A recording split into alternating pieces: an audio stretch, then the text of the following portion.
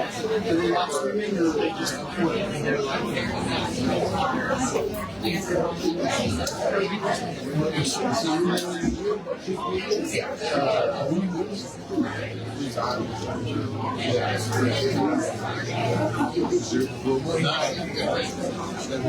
this year?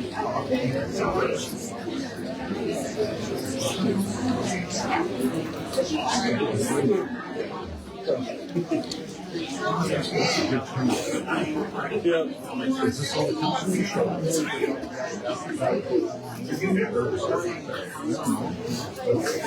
Wayne Bailey. Somebody does.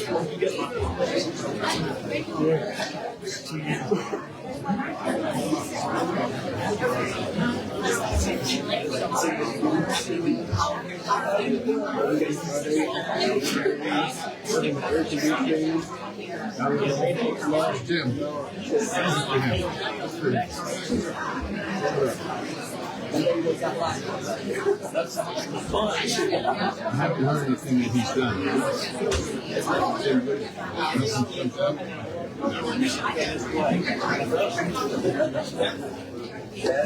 Good morning, everybody. I want to thank you all for coming out this morning. I'm Scott Timble, Mayor of City Joshua. Is that better? Can you hear me? Put it up now? Okay. As you can see, we have a very crowded room here this morning. I apologize for pushing you all in here like a bunch of sardines, but we want to get as many people in as possible. We are trying to get the air conditioning working and get it cooled down in here a little bit. Just in case, the fire marshal wanted me to point out the exit doors at the back and the exit door out here. In case of emergency. Thank you, Mr. Lake. I appreciate that.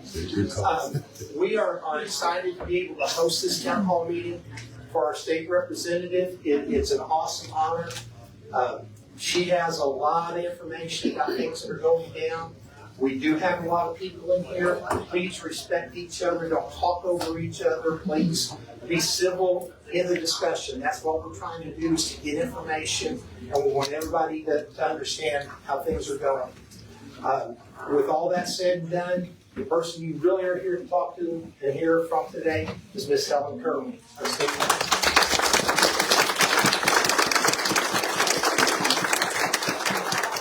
Thank you all. I'm thrilled to be here in Joshua. This is our third town hall meeting, and I'm so looking forward to hearing you all speak freely.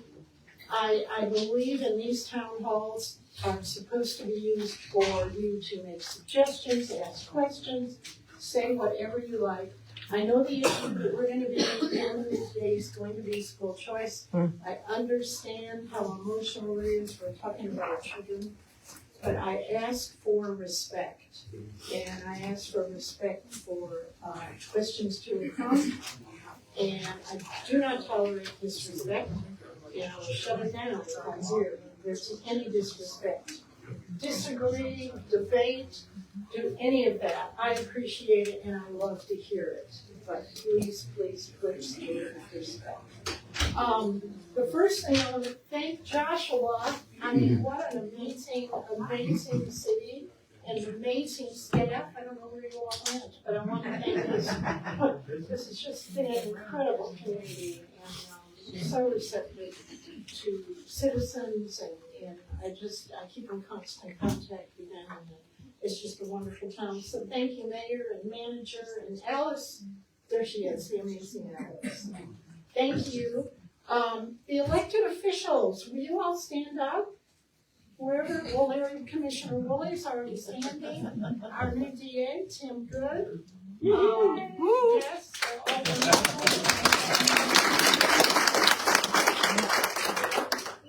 There's Mel with our cans here. Tina Helen. Tina White. Yeah. Yes, Tina Wilson. Tina, yes, with our can. Tina Wilson's Joshua School Board. Yay. Who else? Chris Winker, Mayor of Godley. Where? Gabrielle, there you are, City Council, Godley. Yes. Awesome. Yes. City Council Alvarado. Okay, welcome, thank you. Is that all? City Council Burleson. City Council Burleson, thank you. And say a little louder. City Council of Alvarado. Okay, Laredo. Oh, this is great. All these little towns are represented. This is so great. Okay, the next thing is, I just want to update you a little bit about what's going on in Austin. You all know we're in session. We have, at this point, filed 16 bills.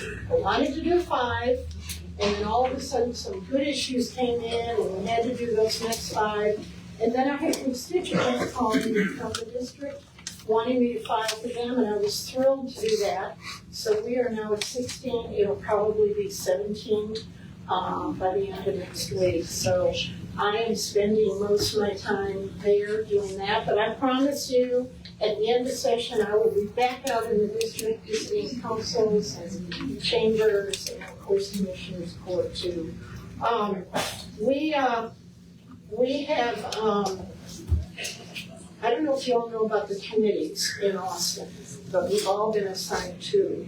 And I got on the public education committee. So I am trying to catch up. I'm trying to learn everything I can about that. And we just had our first committee hearing last week. We've got 2 more next week.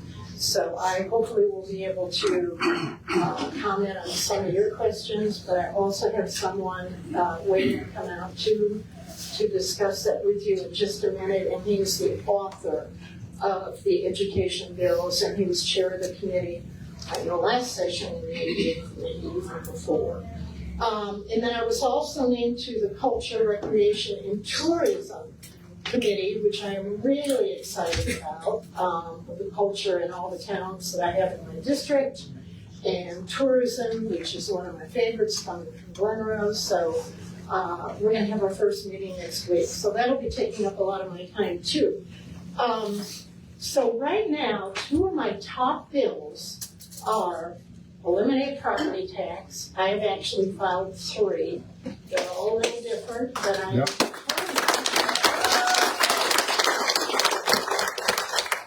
Thank you. I am determined to just flood the House and the reps that I know with this concept. Who knows how far any of them are going to go? None of us really know. We're just kind of beginning the session. But I want, Dwayne, do you want to stand up and say something about the current CAD? I know our bill, one of the bills I filed is to elect the majority of the CAD board members rather than have them appointed. Okay, can you use the microphone? Oh, this is on great. That's not for here, that's for the recording. Okay, That's so the this- cities for the overhead. Okay, all right. Pick it up. Okay, so this is one. That's not for overhead, correct. Okay. You can all right. sit and bring that closer maybe? Yeah. You wanna try moving that chair over and sit and get closer? Sit in the chair. All right. Practice sweep for committee. Oh, here we go, he's mayor's done, there you go. There you go. Hold on.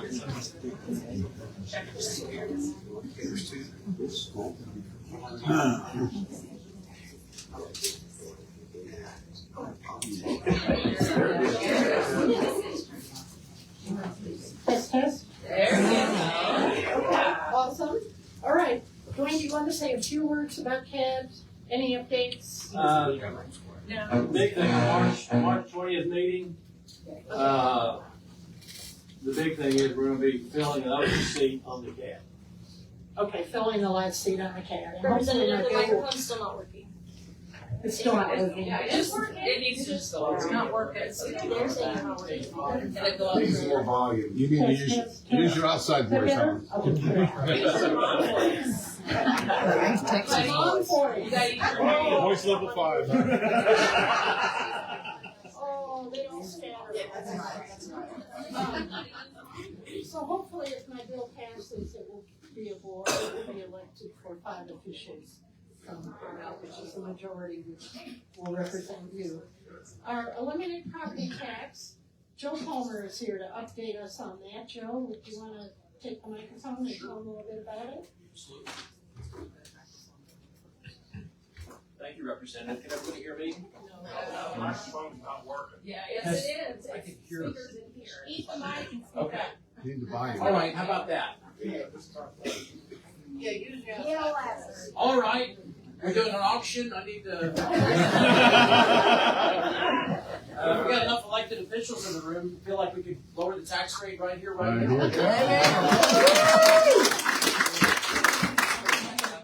Really quickly, my name is Joe Palmer. I actually bought property here in Johnson County 15 years ago. This was my home for a long time. I bought the property from a lady, a buy owner, and she was very sweet. She said, "Do you like pear trees?" I said, "Well, I like cherry trees. I like peach trees. I would love a pear tree in my front yard." She says, "Great, you're going to love these Bradford pears." And spring comes and summer comes and goes, no pears. I thought I was going to have a pear tree, but anyway, live and learn.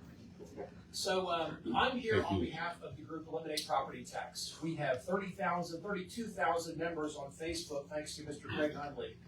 Incidentally, Craig is by far the hardest working advocate for our group. He represents Johnson County. The work that Craig has done here with CAD board and otherwise is astonishing to me and to the rest of our group. Yeah, let's come on, let's get him here. Come on. Excuse my back. I hope you can hear me all right anyway. How many of you own property and pay property taxes? You rent, you pay property taxes. That's a sneaky fact. Right.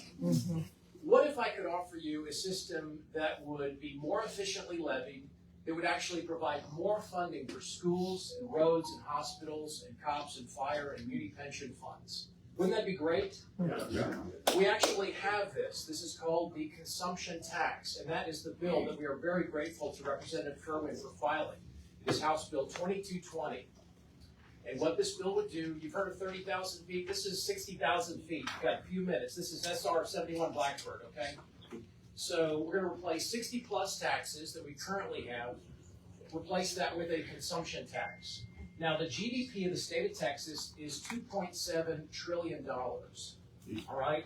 If we were to tax 7% of that and subtract 30 to 35% for essentials like medicine, food, and water and other things, we would have more revenue than we currently get with the property tax system.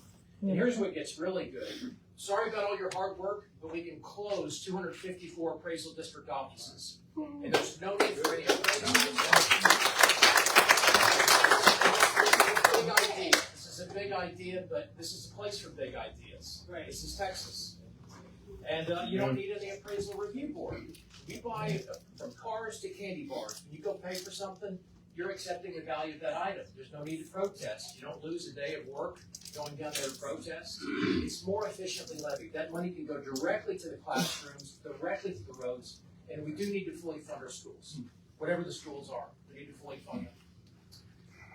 My aunt lives in the house that my grandparents bought in the 60s. This year, she's going to have to pay almost the same amount of money to live in that house for 1 year, the house that she grew up in, that my grandparents paid when they bought the house in the 60s. Yep. It's insane. It's not right. And incidentally, the property tax system, does anybody know where it came from besides Craig Hundley?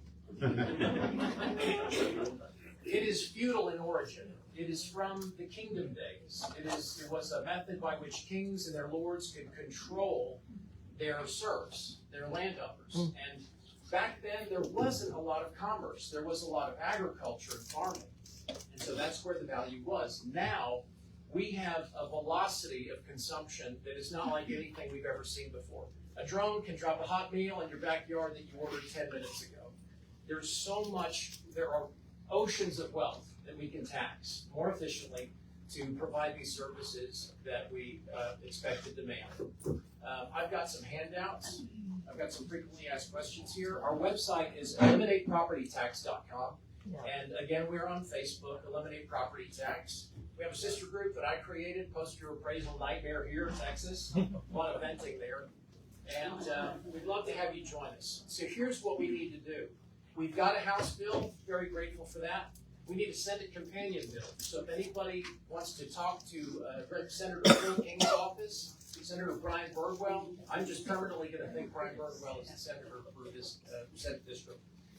Call your state senator, ask him for a companion bill. We want a hearing. We want the bill to get a hearing. This is based on extensive research and data that's been compiled by Rick Cunningham, an economist and attorney. This has been around since 2010, this idea. It's getting better all the time. And I'll leave you with this. If I could just get you to pretend that we don't have any system of taxation, but we do have to fund these things, and let's say we did it with a consumption tax, right? And I came to you and I said, hey, I've got a great idea. Instead of what we're doing, taxing the purchase of items, we're going to tax the ownership, okay? If you own property, you pay taxes. Your question would be, well, how are you going to figure out how much taxes I have to pay? All properties are worth different amounts. And I would say something like, oh, don't you worry about it. We're just going to open up 254 offices and hire tens of thousands of people, and they're going to assign value to all of the properties. Your question would be, well, what if I disagree? What if I want to dispute that? Well, don't you worry. We're just going to open up 254 more offices, and you can go in there, take time off work out of your life, and go protest. Oh, you mean like judges, like people are qualified, they know about real estate, they're going to hear my concerns, and they're going to be obligated to accept my evidence? No, we're just going to get people off the street, but it's going to work out fine. It really is crazy. So let's not hold the proposed idea to a higher standard than the current system that we have. We've got to do something. Texas is the place to do that. And again, I've got handouts, and I'll be happy to answer any questions you may have.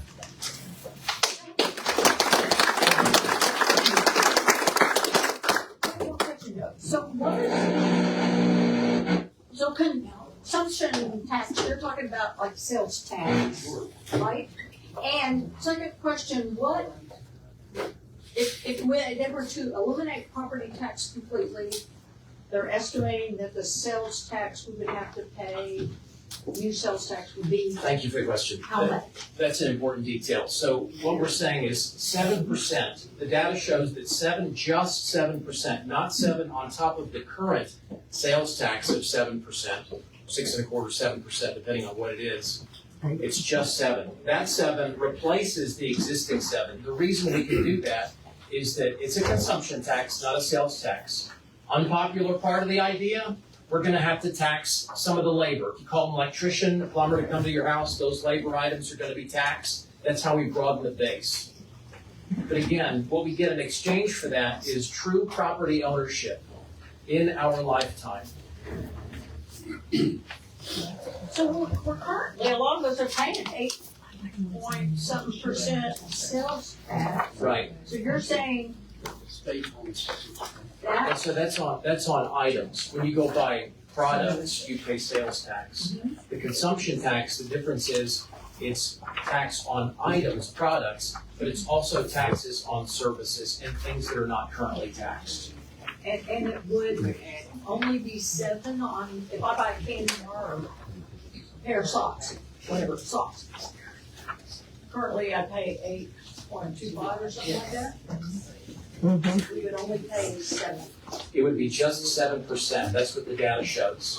Totally. Yes, but again, it's going to be taxed. It's taxed not, the reason it works that way is that it's taxed on things that are currently taxed, but it's also taxed on things that we consume additional, right, that are not currently taxed.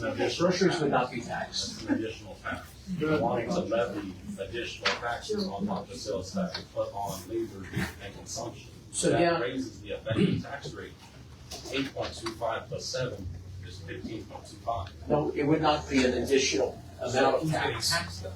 So we would all pay sales tax on sales, but we would also pay a consumption tax, so we're paying taxes still instead of our property paying taxes to fund the services. That part's true. Instead of paying taxes on the property that you own, you're going to pay taxes when you go to buy things. Yes, so every day my property needs repairs, I'm gonna get charged, who knows, by the labor people, they're gonna charge me higher to make up for their margins. The end consumer always pays the tax. Right. So you're just reorganizing our taxes, making us pay That's more, fair. just messing up the current system. The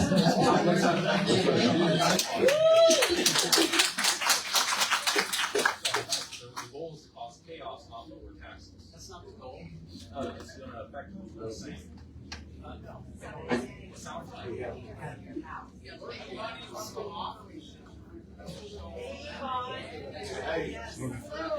We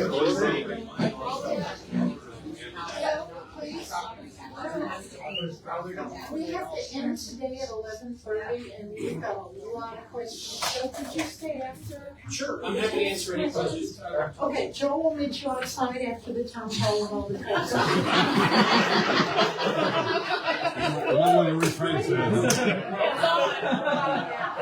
Okay, now, just a quick update from Dana Ames. She is, I think all of you know Dana by now, the PFAS for chemical bill that is waiting to be assigned to a committee in Austin.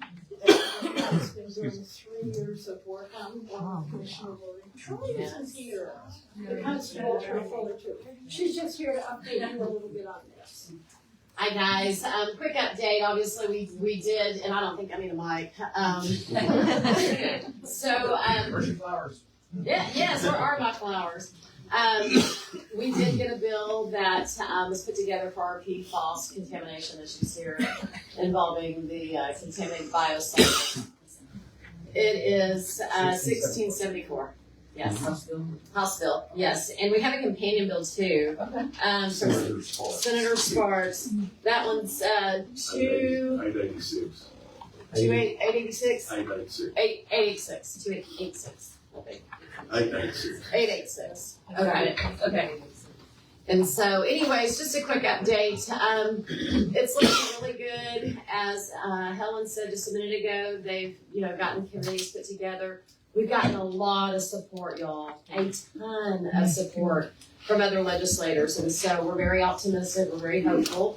As you know, our commissioners court, our county judge requested a emergency declaration for Johnson County. The reason for that is basically for us to figure out how far out this contamination has spread. We need to do more testing. It's expensive, and we need somebody more than just me and a couple of scientists to truly address that. Yeah. The cleanup as well. Right. That's another thing. We don't want to leave this stuff on the ground. And so we need to figure out a remediation for that. And we've asked the governor to help with that. We haven't heard back. He's looking to see if it actually qualifies under a disaster. So I don't know what the outcome of that will be, but what I can tell you is Commissioner Woolley has been traveling all over the place educating people. And we've gotten a lot of support. The commissioners have done a phenomenal job. The county judge has done a phenomenal job. We're going to keep asking for help. We're going to keep fighting for our people and trying to get something done about this. If this passes, one more quick thing. I'll be fast, Helen. If this passes, you should know that our efforts that we have led here in this state, when it first started, there was only one state that banned PFAS.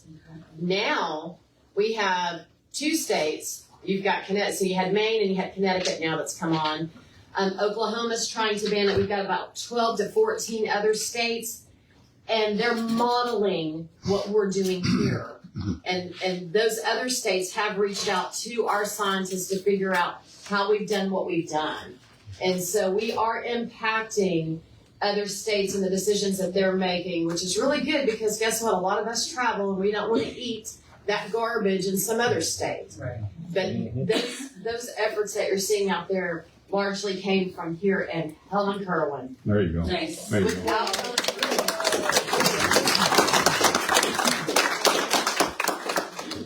Is this on? Can I have one quick statement? I'm just the messenger, Dana. Yeah. And you guys, I know I'll get to Larry, but you guys have been doing the work for 3 years, so. And did you talk about the Senate bill, Kevin Sparks? I did. Okay, so maybe in a couple of weeks, that will hit committee and a hearing, and if it does, we are well on our way, I think. Yes. So that was great news. Go ahead, Larry. We also have a total of 8 counties that have now also adopted a resolution supporting this legislation and supporting our efforts. 8, including us, with 2 more in the works. So that would be 10 counties, basically in the north and east region of the state, that are showing some real terms of solidarity in approaching this. So we appreciate that as well. And the traction it has gained in the media has been incredible. Where Dana's interviewed, I've interviewed, New York Times, papers all over the country. Even in Washington DC, we're getting questions. So I think it's gonna happen. Who knows if it's gonna be this session or the next session, but I think we're well on our way. I haven't talked to one journalist in London, England. Oh, you go, Larry. Okay, now, we are gonna discuss the issue of the day, which is school choice, HB2, HB3.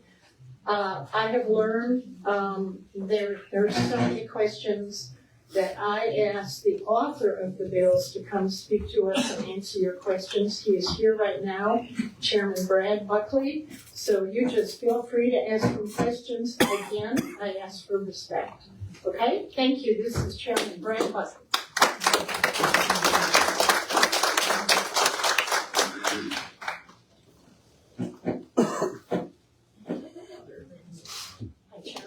How are you, Helen? Thanks for, you bet. Do you want to sit down? I'll sit here. How will we do this? Okay. You want me just to begin?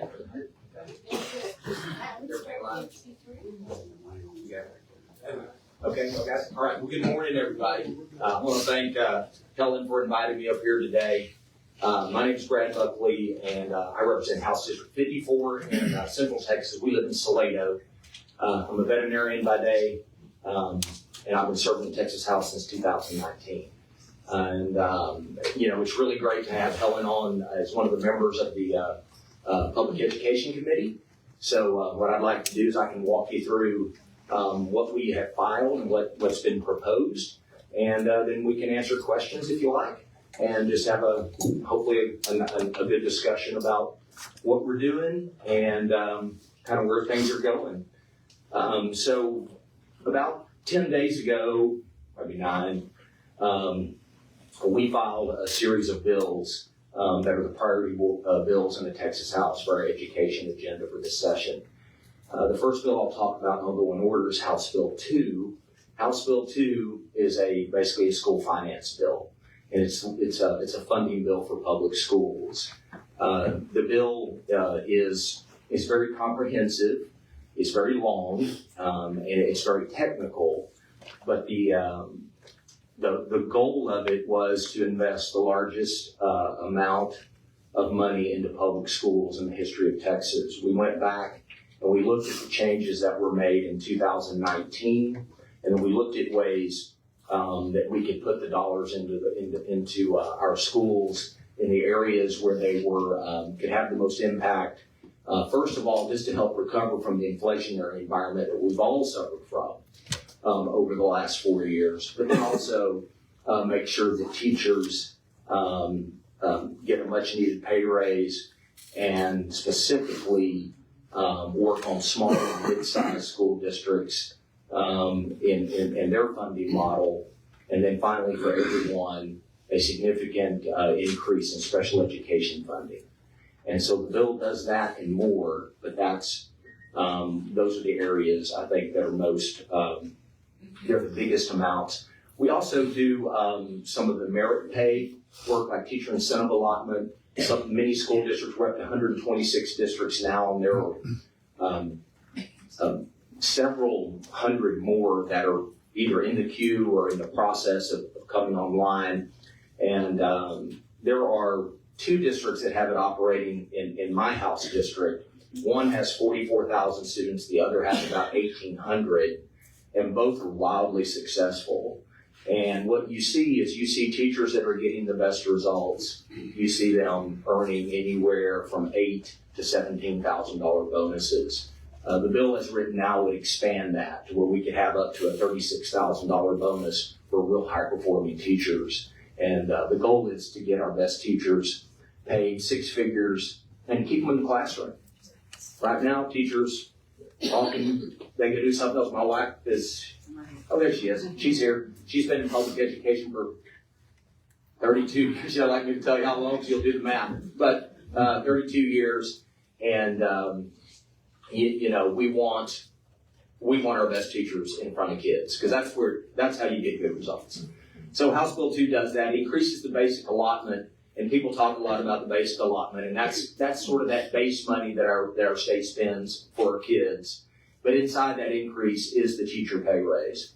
And the reason we did it different than the Senate is I wanted to make sure that we make certain, and this bill requires the pay raise for teachers, counselors, and nurses, but also custodians and cafeteria folks and bus drivers and everybody else. We want to make sure also that districts had flexibility. Because what you need in Joshua is maybe something, different than you need in Salado, that you may be different than Austin. I promise you it's different than Austin.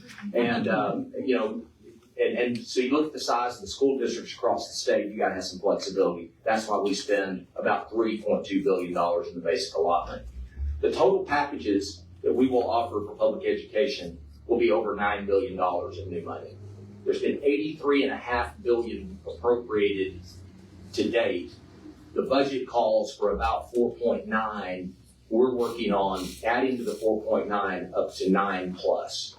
And so that's where we stand on House Bill 2. House Bill 3 is the House version of the school choice bill. It's a bill that prioritizes special education students and low-income students are the top 2 priorities in the bill. And the top 3 priorities of 4 are all income tested. So they are determined based on your income and whether or not a student qualifies for special education. There is a homeschool provision in the bill where homeschoolers can, if they want to, can access an ESA, but it's a smaller amount. Our special education students in the bill, those that will qualify, receive whatever entitlement they would receive in a public school. So that's to make sure we know the cost of education for special needs kids is greater, and some of it is very high. We make sure that those resources are in the hands of parents where they can make sure these kids get in an environment that parents feel is best. If your student is not involved in special education, then they will draw down 85% of the average per pupil funding. So it's still stopped shy of what the average is in the state for public schools because it's 85%. There's accountability in the bill where children in private schools take a test. They have to be tested and to make sure that kids are learning. That's the goal, that kids learn. And we also have transparency in the bill where there is audits of the accounts. There's oversight. It's not run at all by TEA. It's run through the comptroller's office. And then there is a platform that sort of holds the money like an HSA account, like you do for health insurance. And so no one ever receives a check.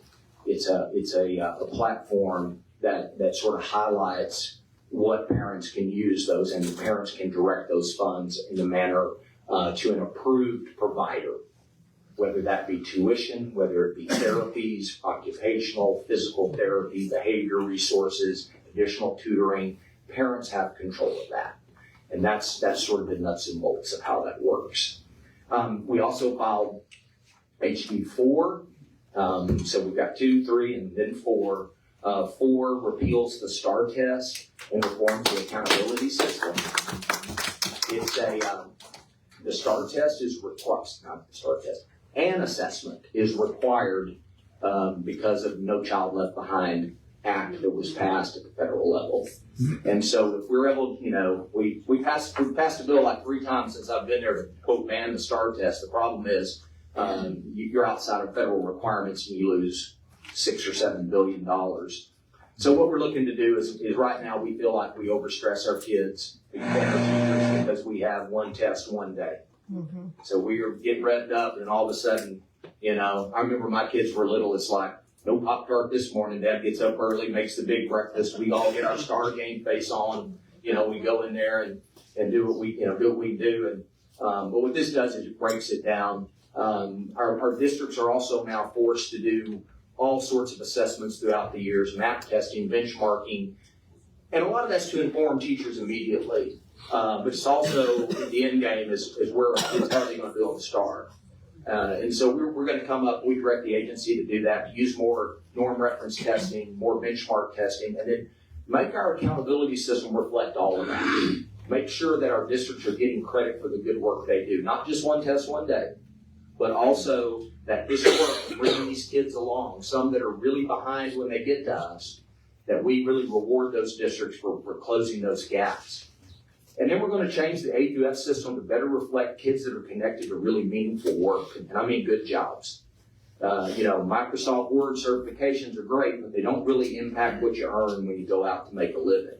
So now we're creating a list of high-paying careers and occupations and trades that districts get credit for when they partner with community colleges, and we do better training or education for kids so they can go and they can earn jobs. Most of these jobs average starting salaries of anywhere from $60,000 to $65,000 a year. I always use plumbers for example. The average age of a master plumber in Texas right now is 58 years old. And so, there are many of the trades that are so important that kids have kind of drifted away from in some extent, or to some regard, but now we want to make sure we have more incentives to encourage kids to do those things. But it's also cybersecurity. It's also chip production. We have, in Central Texas, and I know y'all have it going on up here, you got everything. But we've got Samsung about 25 miles from where I live that's going to hire 21,000 people. And, we're going to have a trained workforce. And man, that's important. We're the 8th largest economy in the world. We're approaching number 7. And we've got to just make sure that we have all the processes in place and programs to make sure our kids can take advantage of that. And your college pathways will remain the same. We're also going to do one more thing. I think that's really important in that bill. It's better now since we have a new administration, but recruitment for our armed forces over the last 4 years has been an all-time low. And so in my bill, we incentivize junior ROTC programs in our high schools. Yeah. And we make sure that we incentivize them by giving grants to help start a program, but then also allowing the military readiness component to count towards their accountability. What you measure, you get, typically. And right now, if you look, recruitment is starting to tick back up. And I think if we give our public schools a little help with that, you're going to see more and more youngsters decide to serve in the armed forces. So we're really proud of that as well. We have 2, we have 3, we have 4. House Bill 5 was already taken, so we had to skip and go to House Bill 6. House Bill 6 is discipline reform. When you go around Texas and you talk to teachers, they want a raise and they need a raise, but probably number 1B, or maybe 1A, however you do it, would be discipline in the classroom. And right now we know that too many of our teachers find it difficult to maintain a safe learning environment for kids. And so we're rewriting Chapter 37 of the Texas Education Code. You'll hear people talk about Chapter 37 reform. That's Austin speak for discipline. And so that bill will come to the committee here in the next few weeks. And we have got to make some changes. What we've seen in discipline across the state over the years, if you go back and look, it's like a pendulum. It's like we had really, really strict discipline and then it kind of eat this way, and it's just gone too far. It just needs to be fixed. And one of the things we find is that sometimes really violent students, teachers have a problem getting them removed from the classroom. We had a teacher in Corsicana that took a chair to the eyeball and knocked her eye out. And because of the child did have some special education, it did qualify for special education. Removing that child is a big problem. And that's unsafe. Now, I'll never advocate that a kid be removed from a classroom simply to go somewhere where they can't learn. We can't do that and shouldn't do that. But what we can do is make sure when they're removed from that environment so the teacher's safe and those other students are safe and they can learn, that we will provide, we need resources to figure out why. I don't think any child comes to school wanting to be that disruptive. There is something there. And folks, I'm not sure I can pass a bill to fix all of that. That's going to take all of us in here. It's going to take our churches, our community groups. It's going to take neighbors. It's going to take communities to fix a lot of that.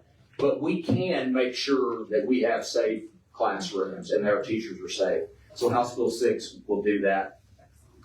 We have, now we're going to skip up House Bill 120. House Bill 120 is career technology education reform. We're going to put more money for P-TECH. Those are early college high schools for basically that deal with technology and healthcare, things like that. Again, we want to focus in on making sure kids have great credentials. These credentials are certificates or credentials of value where they can use that credential to work a good job, but it's also stackable. It means you start here, you can get more training, stack another one on top, get a better job, stack another one on top, get even a better job. It is a path to a great career if you want that to be, but it can also be a path to do that while you put yourself through college. And I see lots of kids that do that. And the best thing about that is that kids that can do that come out of college with less debt. They're not burdened by all that. And so these things are not mutually exclusive. We're also going to make sure that small districts in Texas can partner with each other and have the money so that if one district has a career and technology program and really some high-end welding for pipelines and things like that, that the neighboring district doesn't have to reinvent the wheel and do the same thing, where they can focus in on healthcare technology or cybersecurity or semiconductors, and then they can share that. We have one stood up in the Rio Grande Valley. It's called the Zone, and it's a 5-county kind of a co-op, for lack of a better term. 5 counties, and they work together on this. But what they do that's most important, they go in those counties and they find out who's hiring what the jobs pay, and then they educate students to do those jobs. And in rural Texas, one of the problems we have is kids grow up and they leave. Well, rural Texas is where real Texas values live. You know, the things that I believe in and that the way I raise my children, they live in rural Texas. And we need more of those youngsters to stay.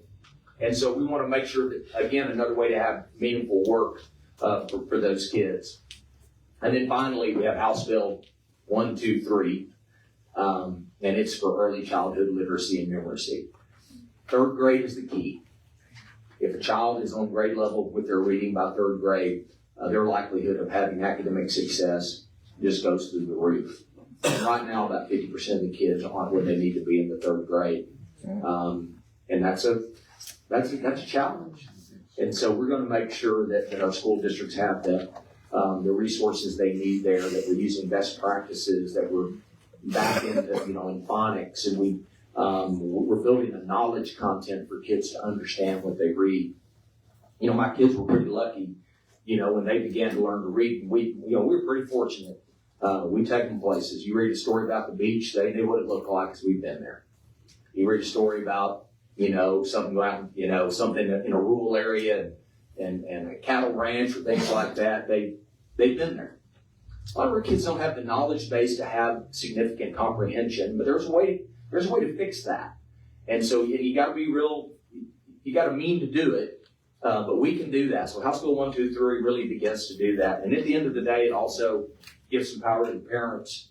And if your child is not approaching grade level in the 2nd grade and 3rd grade is coming, we're going to give you some resources to get high quality tutoring. Put it in your hands, moms and dads, to make sure your kid is on grade level. Our teachers are busting it, trying to get them there, but now's the time for all hands on deck. We need everybody involved in this process, because we get kids on grade level, especially in reading by the 3rd grade, we're going to have a whole lot better outcome at the end. We're going to be better off for it. There are more public education bills that will be filed. I suspect there will be 500 to 600 to 700. There will be some really good ones and there will be some really bad ones. My job as the chairman will be to determine which bills to hear. And over the next several weeks, Representative Kerwin and I will spend a lot of time together, probably more than you care to. Our hearings are known to go long, way into the wee hours of the morning, but we start on Tuesday at 8 a.m. On the school finance bill to make them the largest investment in our public schools in the history of this state. On Tuesday, we're doing invited testimony only. Bear with me, that's okay. We're going to bring in different panels of folks that are experts in the different areas of the bill to inform the committee on what we could do to do it better. What do they like? What do they not like? Did you ever think of that? We're going to learn something. Then on Thursday, we're going to reconvene at 8. We're going to hear public testimony all day long on school finance. And so that's what our next week has ahead of us. And I can take questions if you like, and I don't know how we do that here in Joshua. Wow, there's lots of questions. I'll just go around the room. If I skip you, make sure that I come back to you. I'm going to go by rows here. Yes, sir. Yes, sir. And we all know Miss Kerwin's daughter, Brooke Rollins, is now the Secretary of Agriculture in D.C., and her goal is to bring back the small family farms. And what have you got in your bills? Of course, you're a veterinarian, and I got a granddaughter wanting to be a veterinarian. We need help. Tell her to hurry. And so what's in the bill to fund more of the CTE? Well, how much have you got you're working on to get to the CTE and the ag programs? Well, that will be in House Bill 120. And that bill, I believe, is worth about $180 million. Okay. Now, that's stackable.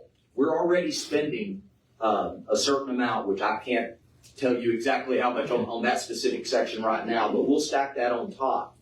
And what that will do is to make sure in areas where family farming is crucial, that will be an area that we'll focus in on for that career and those technology courses.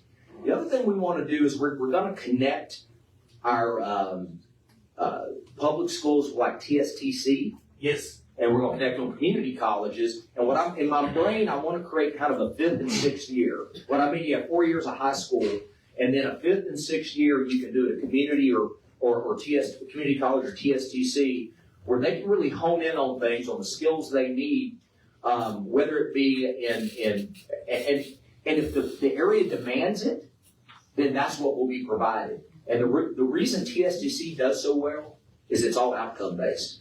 If the kid doesn't leave there and get the kind of job they promised, then TSTC doesn't get paid. And so that's, if you've never visited TSTC, there's one in Waco. They're really good at what they do, and that's kind of the model we're moving towards. And yes, sir. I'm going to keep working back, I promise. Thank you for coming here, Sure. Chairman. This isn't your district. Thank you. Call me Brad. My wife's here. She doesn't call me Chick. Trust me. You don't know what she calls me. Mike calls me Sparky. From Christmas vacation. I've spoken at your committee last session. On HB 3, section 29.371, page 2829, it talks about annual reports. Mm-hmm. And this is to all participants, and it's referring to the annual longitudinal report. And it speaks about data collection upon graduating. These are after they're done participating in this program. It says all participants, whether 1 semester or 12 years. Based on the surveys of the former participants and the other services of the organizations, the #1 percentage of children participants program who, within 1 year after graduating from high school, they will survey college career readiness. Now that's a long list, I'm not going to go through it. And they will use analytical behavioral science methodologies to ensure public confidence. They must cover a period of 5 years. Remember, this is upon graduation, and this shall be posted publicly on the comptroller's website. Are things like this during committee open to be discussed about protecting this kind of data and stuff like that? Because this, I come to your committee, I've come to your committee a lot, and I fight tooth and nail to help them, help schools. I have my kids in a private homeschool co-op. This scares me to death. Yeah. How should I look at something like this? This is why we have committee hearings. Okay. And what I mean, that's the process. And that's what happens a lot of time is a bill gets filed and then we sort of stop talking. You know, we have the process. The reason I'm here today is to hear from you. I was in my district, did 2 nights this week, and I'll tell you, some of it was really good and some of it was like screaming. You know, and you know, that's not productive. That's why we have our hearings. Our hearings are about to inform the committee. That's why we'll spend 2 days this week on House Bill 2, because it is seldom a bill of that size will actually be voted out in the committee with the same thing that it enters with. And when you come in and say, you know, hey, I'm one guy, And there's other people that help me, and I'm not kidding, I never thought of that, or I didn't read it that way. What can we do to assure you that we're not gonna, drive ourselves too far into your business? Right. And so that's why we have hearings, and everyone is welcome. We have to have them during the week. I know everybody's gotta work, and that's it, but you can watch them online if you're bored. They're not, well, sometimes they're entertaining, but sometimes they go long. But you're always welcome to come, register. We always take the testimony. We always hear from you. You just be prepared for a long day, because we just kind of take it in order that you get there. So, but that's why we have here. Yes, sir. Okay. I'm going to go back. I'll come back up here. I'll go to you. Gentlemen, take your hand up for a minute. Alright, so, I'm listening to all the bills. The one question I have, is there anything in any of the bills that you have that would have any hardening of our schools for safety? Yeah, thank you. Yeah, there is a Senate bill that's coming over, and I can't remember the number, but it doubles the amount of funding for school safety to include hardening. Our districts right now, we surveyed across the state, some of them have hardened, most of the hardening projects done, others do not. So we have more per campus funding and more per pupil funding to the tune of just doubling everything. And I don't think the discussion is over on that one. I think it probably be more. And we also now have our ongoing audits where districts are evaluated, not by scary looking people. They come in suits and ties, but they check the doors, they check everything, and there's an ongoing process to try to ensure as much safety as we can. Yes, ma'am. Okay, so I'm going to go over several things. So I'm going to talk a little fast. That's fine. So some really big concerns that we have is, of course, in all these things that we're doing, we're going to create a lot more positions, which is growing government, especially on the comptroller. And I read through this. So that's a big concern, that we're growing government. The testing issues, I think that goes back to the whole thing that we're spending way too much on vendors. I mean, this has become a business, making money off of our kids.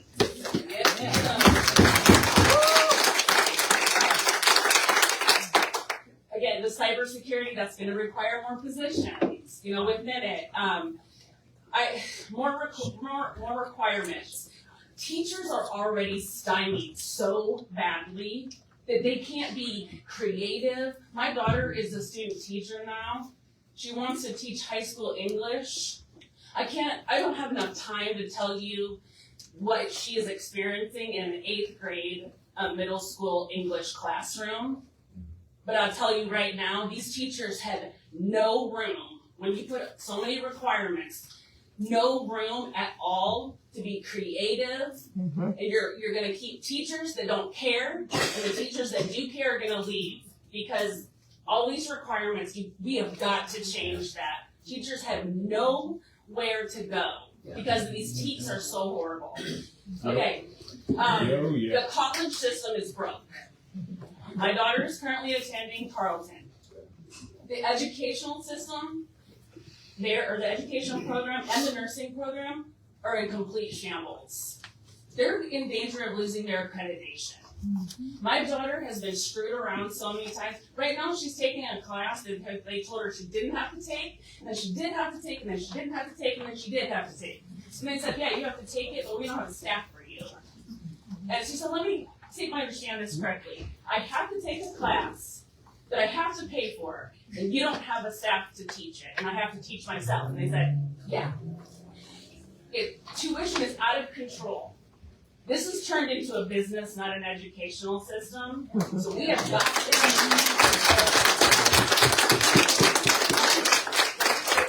I'll just kind of end with this. Oh, I want you to know that I know personally someone who just finished their dissertation. They wrote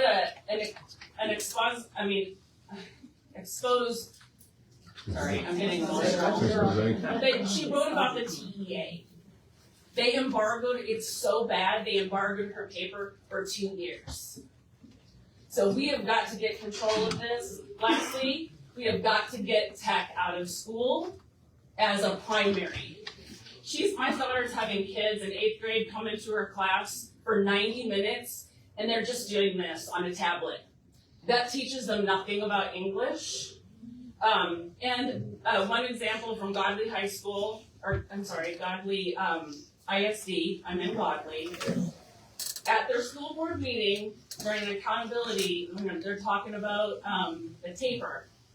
One of the administrators said they had a kindergartner come in and they didn't know what to do with the book. They were handed a book and they go like this. So tech is not helping our students. I agree. It's becoming a crutch that teachers can't get to. I'm done. I'd rather see kids run around the table at Applebee's and someone entertain them with a laptop. And okay, You know, lastly, so. I don't like this bill, I'm sorry, I don't like it. Which I one? think HB3, I Okay. think there's concerns. What Okay. I'd like to suggest, Okay. and I'm happy to send Sure. more information to you, the public education tax credit. There's some information, I can send that off to Okay. you, we don't have to discuss that Yes. now. It's just, That's an it's just alternative. house.texas.gov, look up Brad Buckley, send it straight I to can you. send it to you, Please do. thank you. Okay, thank you. We're gonna go back on the road. Brad, how about her coming to the open hearing? Because you have a lot of issues for the committee to hear. I would love to, I'm a nurse, it's so hard to get time off. I mean, I literally have to, for me to request time off sometimes, I have to, Sure. I mean, we don't have that opportunity, but if I can, I would love to be there. You I'll can try and submit find written out. testimony. You can do that. You know how to do that. Yeah, Greg can help me. Yeah, let him help you do it, okay? Okay, thank you. Because I don't know how to tell you how to do it. But I know how to do it. They just appear, okay? I have a lot of good resources around. Don't tell anybody, but yeah, I know they appear. They're happy. We're gonna go right this now. I'm going to stand up so you can all hear me better. I want to say thank you to Representative Kerwin and to you for being here today to address our concerns. I'm a retired educator, and something you said a while ago, I agree with, that what gets tested gets taught. As a retired educator, I firmly believe that. And what my question for you is, will the schools that are accepting vouchers, I'm concerned about accountability. Will they be giving the same test? When you talked about testing a while ago, that wasn't really clear to me.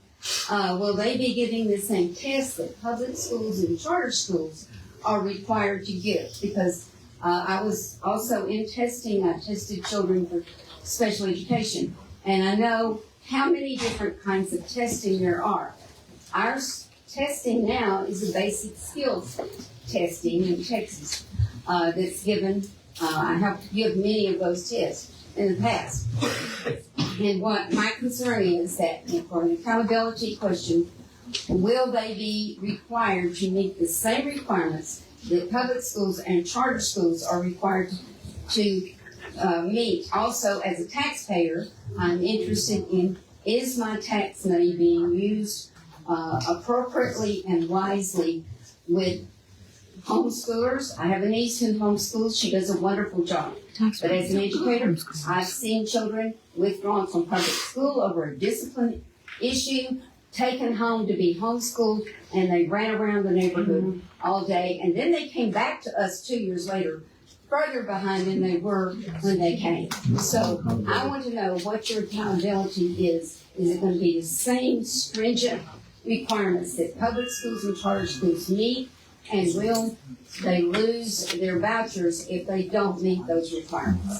Thank you very much. I appreciate You your bet, absolutely. So I'll try to cover all that and make sure if I don't answer all of it, make sure you mention what I didn't get to. So first of all, the only private schools that qualified in the bill, they must be accredited, and there's an accreditation process for private schools.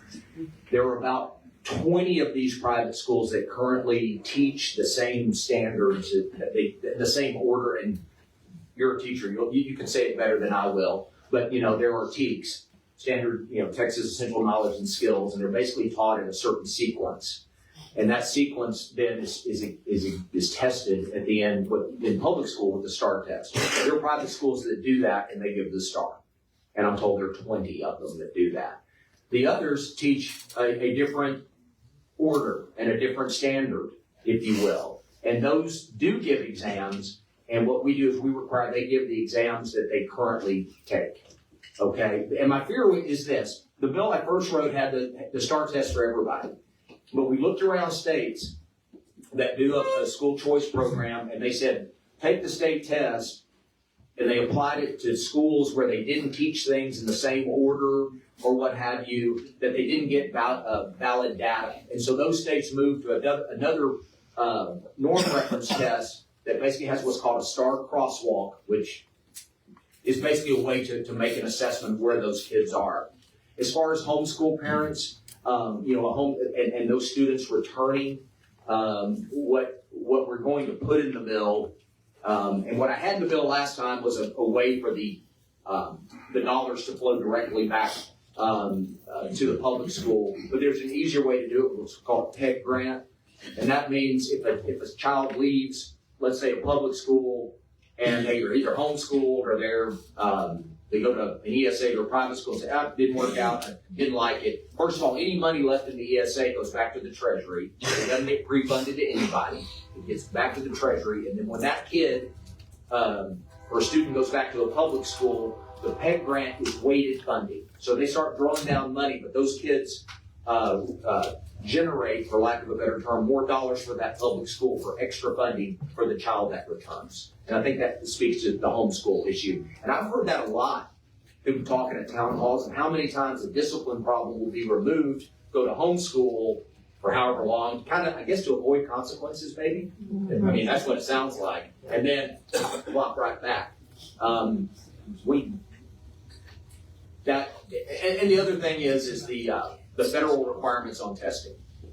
That's what our public schools will always be under, as long as we're under No Child Left Behind. Now, there's talk in Washington, and President Trump talking about dismantling the Department of Education. I will tell you now, I'm not an expert, but especially when I talk to special education teachers, they tell me some of the federal requirements they have for special education. They spend more time doing paperwork than they devote time to teaching kids. Yes. So I'm for anything that does that. Teachers need time to teach, and the rest of the stuff we need to clear out of the way. Yep. Well, you had your hand up a long time in the back. Look at I'm a retired educator as well. Last 15 years I worked with at-risk high school students. My question though is the bulk of school districts are in rural areas. They do not have partnered support. They do not have access to junior colleges. In fact, the public school district is the largest employer and largest consumer in that county. You mentioned the zone in the Rio Grande Valley. Yes, sir. It's an excellent idea. My question is this. Are rural counties, will they be under mandate to set up a zone so their students can have full access, or will they continue to suffer because they're not in the metropolitan area and they don't have access to reparations, hospitals, and other facilities that will give them on-the-job training? You know, as a veterinarian, and I know, as I was 20 years a manager in high-speed packaging, that on-the-job training is the final step in any certification process that makes that individual ready to go and earn a job. Yep. So if it's not in the bill, what is your option on that?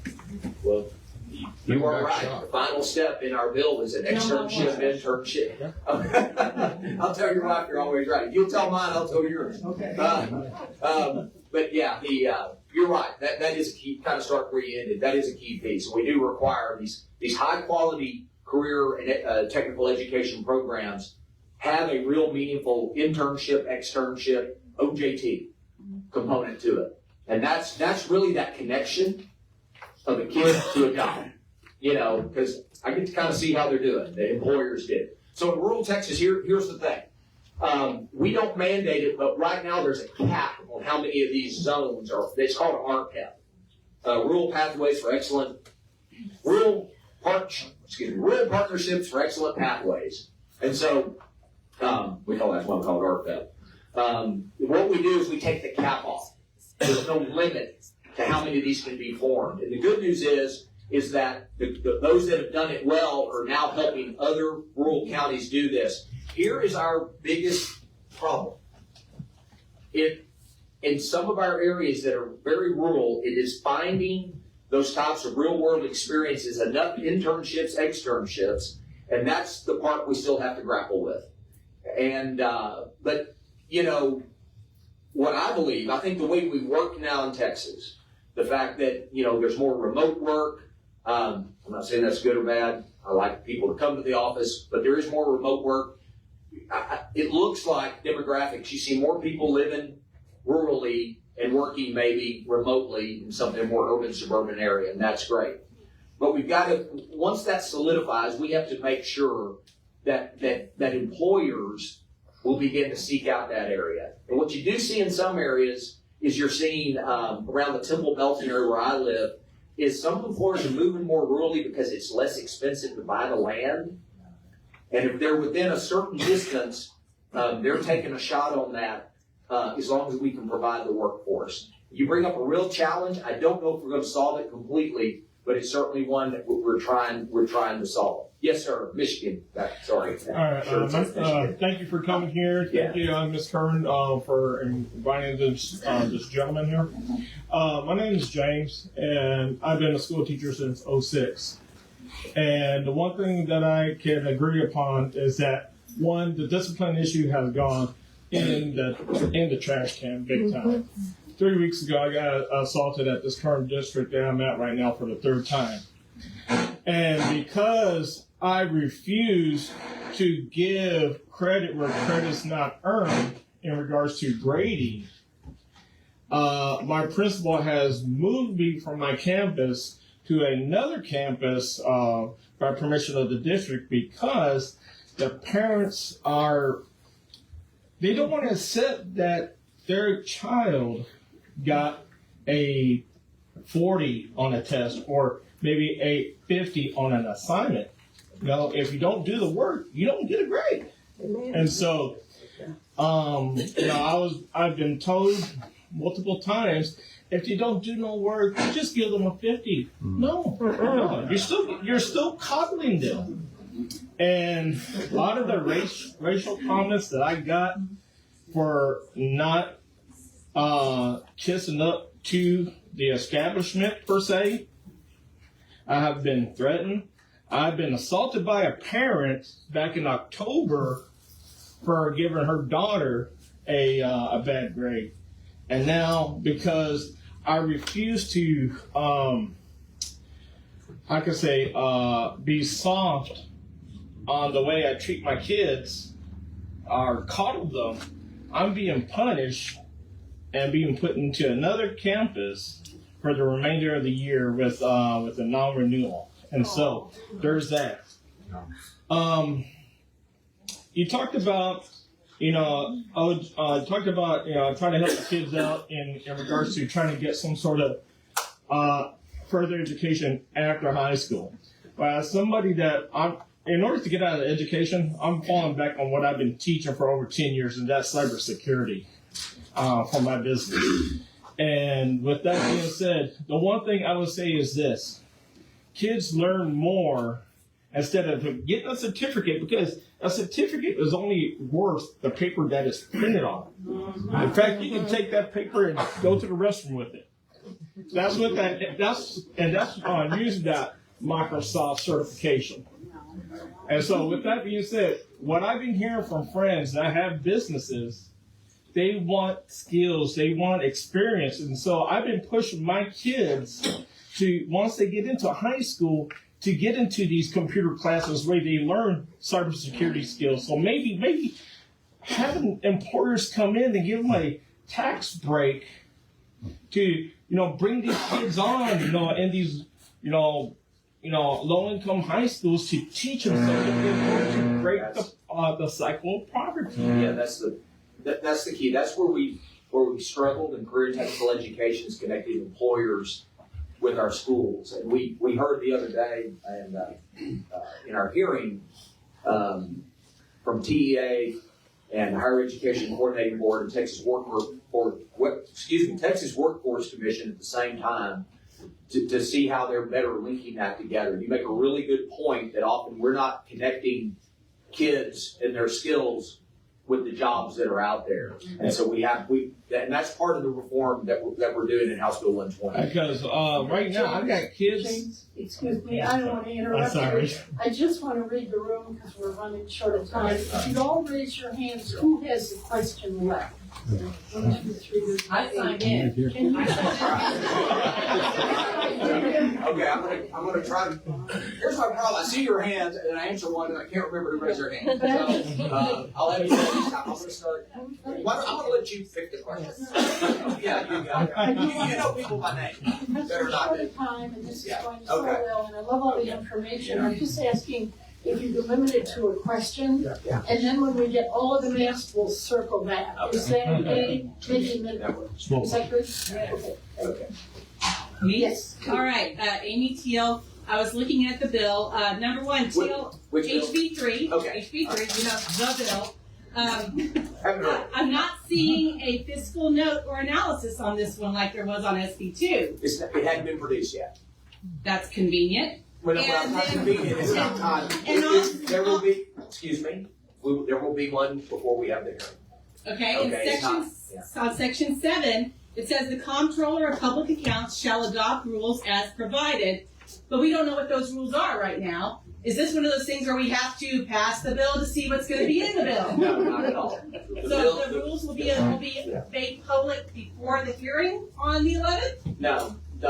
We take up the bills. Every bill has rulemaking provisions. That's how legislation works. Mm-hmm. And then the nuts and bolts, we direct the comptroller to do that.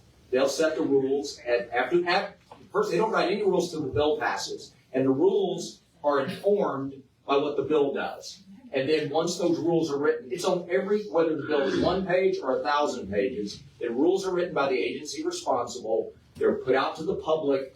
There's time to comment on them publicly, and then those rules are adopted by the agency. And that's what that section references. That's not very transparent. Gary, okay. I heard nothing about physical education. Is there anything in there about getting kids healthier? Well, that's a great point. You know, we require a certain amount of physical education. In Texas public schools, it is undoubtedly the truth that, our kids are not as healthy as they used to be. And there's, lots of reasons for that. But that's a great point. And, I think some districts, do that very well. I think for their physical, in a sense, and also their mental health, one of the other things we'll take up during the session is banning of all cell phones. Mm-hmm. And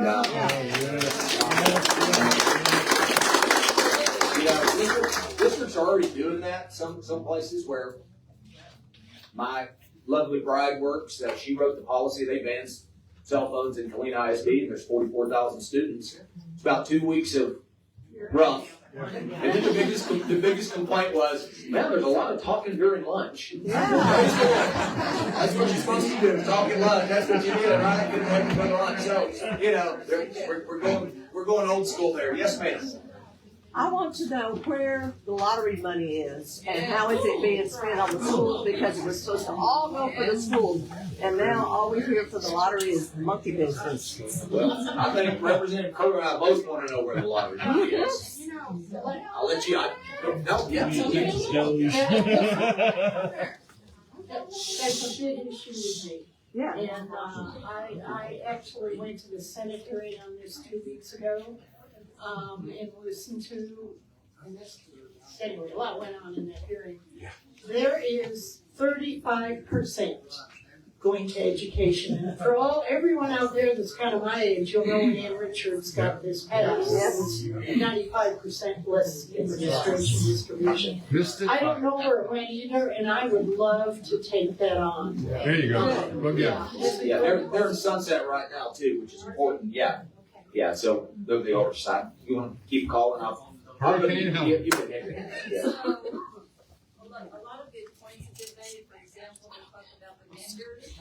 On the HB3, it's at least in the SB2 bill, which is the Senate companion. It's $1,500 in addition to the approximately $10,000 for special ed. Those private schools that do have special ed are using vendors. And I'm pretty sure $1,500 is not going to cover it. Our bill is different. Our bill, whatever the child is entitled to in the public school, that's how much they generate to go to the private. Yes, less the federal, unless y'all are going to add the federal, but that still winds up being approximately a little about 12,000. No, well, that's what's in your bill. No, it's capped at 30,000 for a special education student. It's based on their IEP and then the work that's generated, the cost of education. But it's dependent on the funding of public schools, as you say. Yeah, it's depending on what that child is, what they call the entitlement is for that special education student. And also, the private schools actually are not required to accept these students. The private schools can accept or not accept any student. That's correct. Also, it's $1 billion is for this, and it covers 100,000 students in Texas. So we have 5.5 million public school students, 325,000 private school students approximately. So $1 billion is going to help 100,000 students maybe. 20% of those 100,000 will go to families that they don't have to fall into disabled or poverty, that sort of. 80% fall into that category. 20% fall into go to children without disabilities from more families.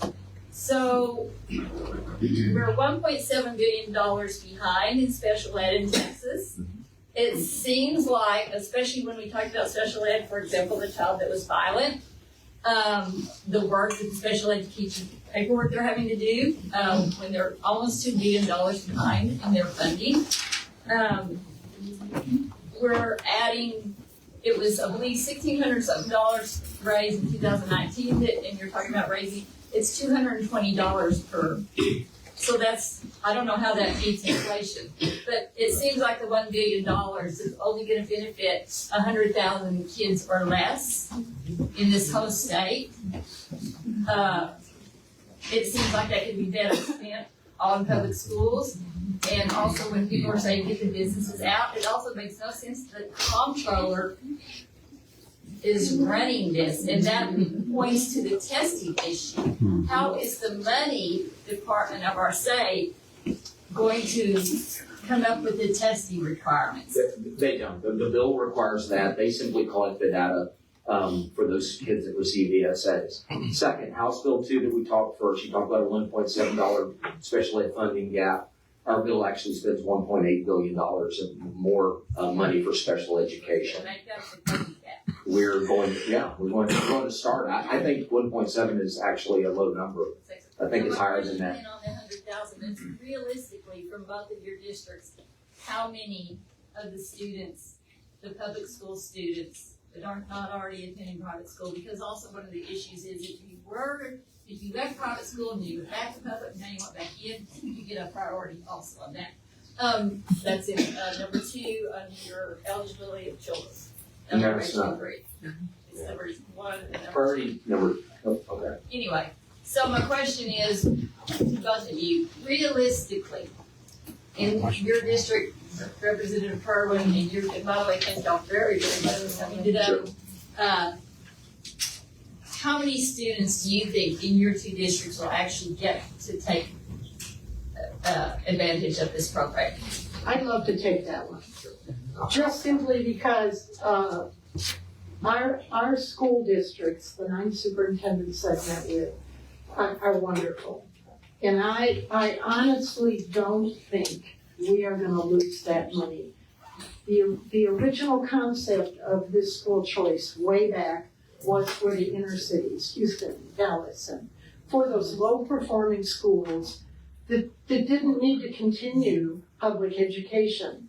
So when I look at the quality of education in District 58, I just don't think there's going to be that many. I don't think you answered my question is nobody, anything in District 58 will be eligible, will actually get to participate in the voucher program. That's the I thought you meant how many would go ahead. No, my question is how many do you think will get to actually apply and then get approved? I don't know. I'm gonna have to get back to you on that. I'll talk to the superintendent again next week. Yeah. What is your name and number? Not my number. I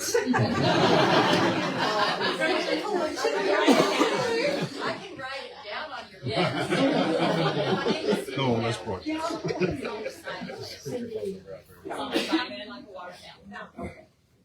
I'm going to Austin on the 17th, and hopefully I can make an appointment to I'd love that.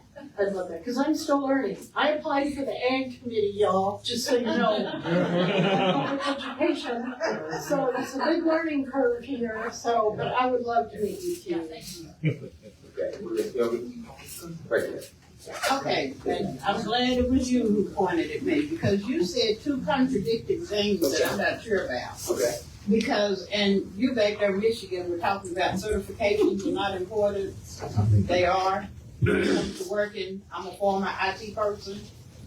It makes a difference when you're applying for a job, they're looking at that. And then you said that when you can get the certification and work on top of that, and you can do this, that's true. But then you said that it wasn't important. Those things are important. It would be great if they could get them in high school. And then another thing, you were talking about discipline in the classroom. How large is your class? My classes are up to, in the fifth grade math classes, the biggest one I have is 25. Okay, because usually the smaller classes where you can have more individual attention to your students, you usually don't have disciplinary problems. I mean, no, that's. And I am kind of removed from that because I don't have any grandchildren in Johnson County, but I went through the school system and both of my children did. Cause I'm a native of here. So, I mean, I've been through it all, of the schools, and, I really think that, public education is very important. I think teaching the children all of education is important, including all the history that y'all were trying to cut out.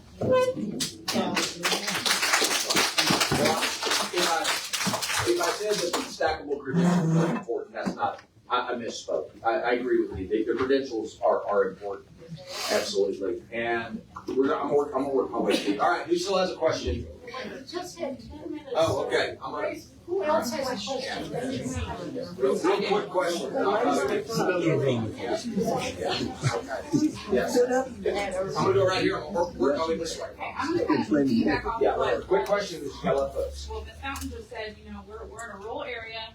Our kids are not gonna be able to access these vouchers, so they are not helping with the education for all that Greg Abbott is touting on Facebook. It's education for some. Yes.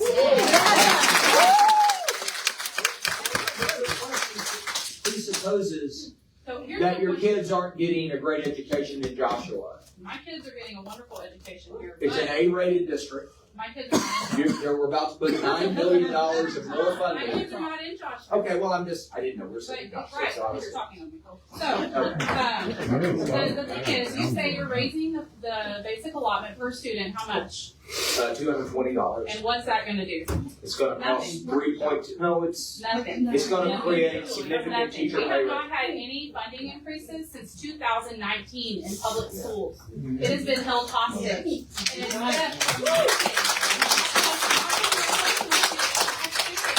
It is theft.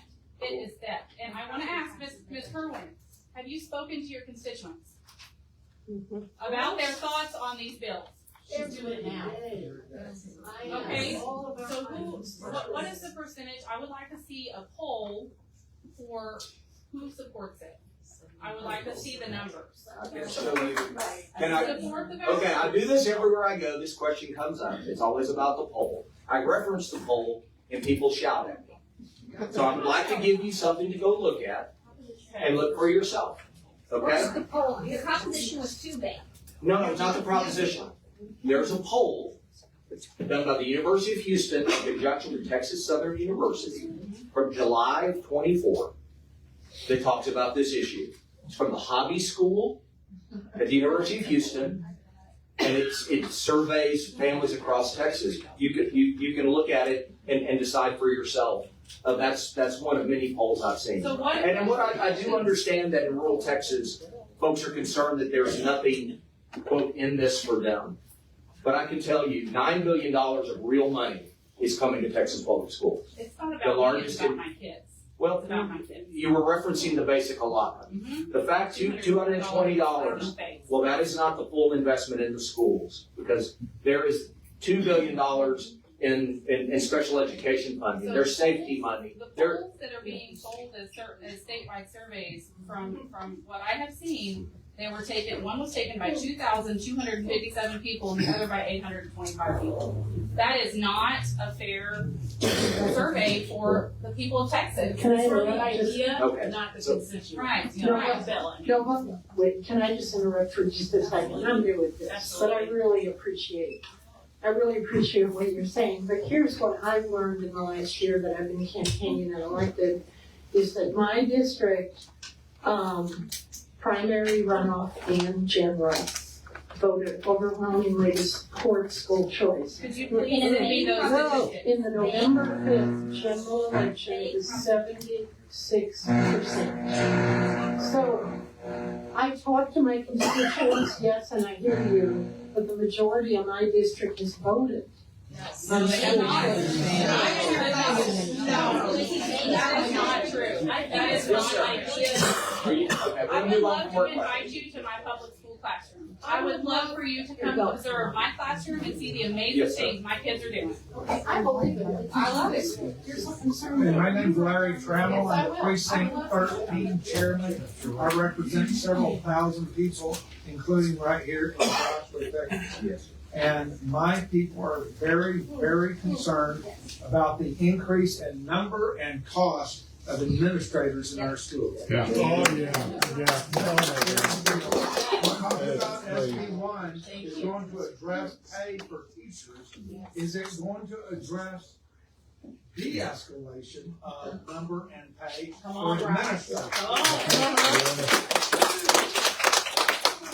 right now, the administrative explosion that we've seen is being driven a lot by the standardized testing. Because we're chasing to one test one day. What we're trying to do is to turn that around where we can focus more on classroom teachers, to put a great teacher in front of kids with an accountability system that's focused more around, that immediately informs that classroom teacher, and then you do not need the layers of the additional administrative folks to operate the schools. That's a great question. Okay. Just 1 minute. I am a Without special, 4 minutes. I'm a special education paraprofessional in Burleson ISD, and my students are losing services before the voucher system has even passed. Given that private schools are not required to abide by the Individuals with Disabilities Education Act, I want to know if you're going to start requiring private schools to provide the exact same services that public schools are meant to provide. First of all, the services that children aren't receiving at your school hopefully will be helped by the investment of nearly $2 billion into them. No, it's in the bill. It's in the bill, HB2, I just talked about it. It's not being held hostage, we won't pass the bill. The second thing is that the federal requirements for special education are stifling the delivery of special education. And that is a fact. And so the more we can peel off the regulations involved, where teachers can teach more and document less, we can take some of the heat out of the art process, where there's confrontation after confrontation, we will see the delivery of special ed services increase and improve. And that's what we intend to do with this bill. And private schools There are private schools that deliver exceptional special ed services without federal oversight. Name the ones in Johnson County that provide that. I'll name one that I know in my district. I don't What district are represent. you in? House District 54, Oak Creek Academy. You can visit there anytime. I'd like to ask for respect. Yeah. All right, we're down to one last All right. question. I'm gonna let you pick it. I'm not gonna pick it. I wanna know, I hear that you were offering 200 on the basic allotment.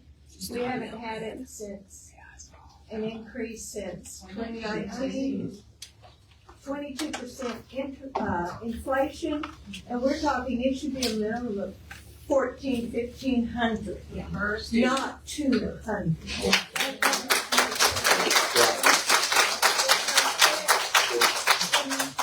The basic allotment at that amount, and then 10,000, and that's not that. Well, those aren't the same. Okay, Okay, you're not comparing apples to apples here. But you're right, we're not, because in order to get to this point, we had money withheld.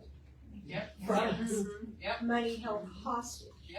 In order to get this bill to this point. And I mean it with all respect, I understand you guys are in a hard position, but it put us in a hard place to not be able to give our teachers raises because this was held hostage for this bill. And then you say, it's okay, we're gonna give you $200 per student on your basic allotment.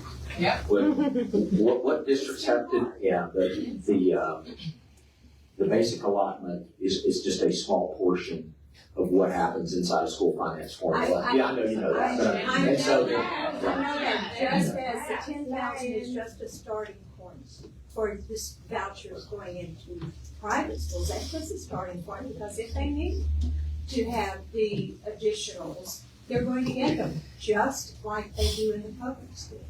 So that's a starting point too, and that starting point, there's quite a difference. Miss Helen, can I ask you just a real quick general question? There was a whole lot of people that didn't get to be in here because the rooms were filled up. There's supposed to be a Zoom outside, but there was no sound. What you're saying the whole time. So everybody who was outside didn't hear anything until I walked into this room, and I was one of 3 that was allowed in. So Did we get their names? Someone did not. My question real quick was, when did we do this for all of those who? I didn't know that.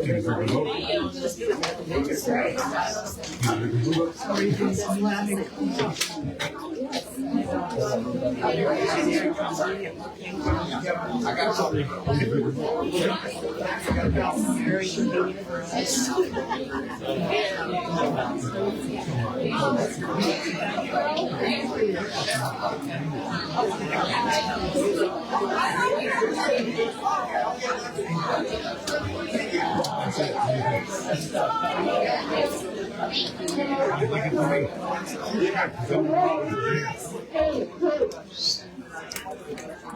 Just one quick announcement, then Kerwin was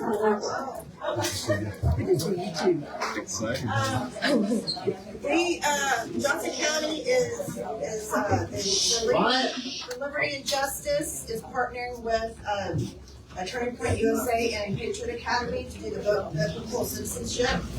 And the next class starts soon. It's an 8-week class. It'll be every Thursday, starting on March 20th. And it's going to be hosted in Cleveland or in the Heights Church. So if you're interested, I've got flyers here myself. What is biblical citizenship? It's about understanding, Get involved in the Biblical citizenship is about the Constitution and the church. How the church said it was supposed to be separate. Where is it in the Constitution? There's no separation of church and state. In mine it is. So it says government shall not make any